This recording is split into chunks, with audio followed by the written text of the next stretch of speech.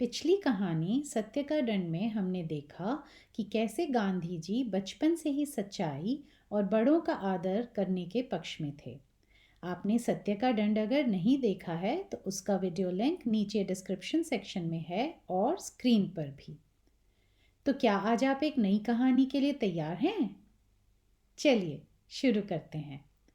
इस कहानी का शीर्षक है हर कार्य एक समान।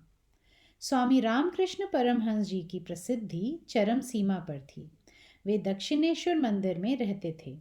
एक दिन कलकत्ता के प्रसिद्ध डॉक्टर महेंद्र सरकार उनके दर्शन के लिए आए। दक्षिणेश्वर उद्यान में उन्होंने देखा कि एक माली पौधों को पानी दे रहा है। डॉक्टर सरकार ने माली से कहा, माली, कुछ अच्छे सुगंधित फूल लाकर मुझे दो, मैं उन्हें परमहंस जी के चरणों पर अर्पित करूंगा। माली तत्काल ही फूल ले आया और महेंद्र सरकार को दे दिया। डॉक्टर सरकार फिर अंदर चले गए और परमहंस जी के शिष्यों ने उन्हें उचित आसन पर बिठा दिया। कुछ देर बाद परमहंस जी आए और अपने आसन पर बैठ गए। अपने समक्ष उसी माली को देखकर डॉक्टर सरकार आश्चर्यचकित रह गए। वो खड़े होकर पुष्पार्चन करते हुए अपने किए पर परमहंस जी से माफ़ी मांगने लगे। परमहंस जी मुस्कुरा कर बोले, माली होना कोई लज्जा की बात नहीं है। हमें प्रत्येक कार्य का सिर्फ और सिर्फ उसके अच्छे बुरे के आधार पर ही विश्लेषण करना चाहिए। डॉक्टर महेंद्र परमहंस जी की बात पर चिंतन करते हुए अपने में खो गए।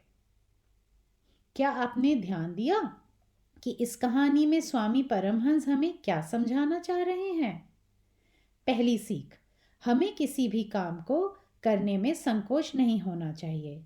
बस ये निर्धारित करना चाहिए कि ये काम अच्छा है या बुरा। उदाहरण स्वरूप, चोरी करना बुरा काम है, दूसरों की मदद करना अच्छा काम है। दूसरी सीख, सामने वाला व्यक्ति अगर आपको गलत भी समझ रहा हो तो कोई प्रतिक्रिया यानी कि रिएक्शन देने की ज़रूरत नहीं है। जैसे कि स्वामी परमहंस ने चुपचाप फूल लाकर डॉक्टर महेंद्र को दे दिया। इस बात से उन्हें कोई गिला नहीं हुई, उनमें कोई अहंकार नहीं था। तीसरी सीख ये कि किसी भी बात को समझाने के लिए आपको स्वयं उसका पालन करना चाहिए। अगर स्वामी रामकृष्ण खुद माली का काम नहीं करते और सिर्फ कहते तो डॉक्टर सरकार क्या उनकी बात को समझते?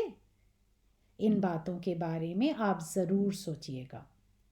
अच्छा, तो ये बताइए कि क्या आपने स्वामी रामकृष्ण परमहंस जी के बारे में सुना था? स्वामी रामकृष्ण परमहंस जी का जन्म 1836 में हुआ था और वे पश्चिम बंगाल के एक प्रसिद्ध दार्शनिक और संत थे। वो स्वामी विवेकानंद जी के गुरु भी थे। क्या आप स्वामी रामकृष्ण परमहंस जी के बारे में और कोई कहानी सुनना चाहेंगे? तो आज आपने हिंदी के कोई नए शब्द सीखे या सुने? चलिए देखते हैं। प्रसिद्धि यानी कि फेम, उद्यान यानी कि गार्डन, संत का मतलब सेंट, मंदिर का मतलब टेम्पल, माली मतलब गार्डनर, और भी बहुत सारे शब्द थे। मैं ये चाहूँगी कि आप उनका मतलब कहानी में समझें और ढूंढें। थैंक यू इस कहानी को सुनने के लिए।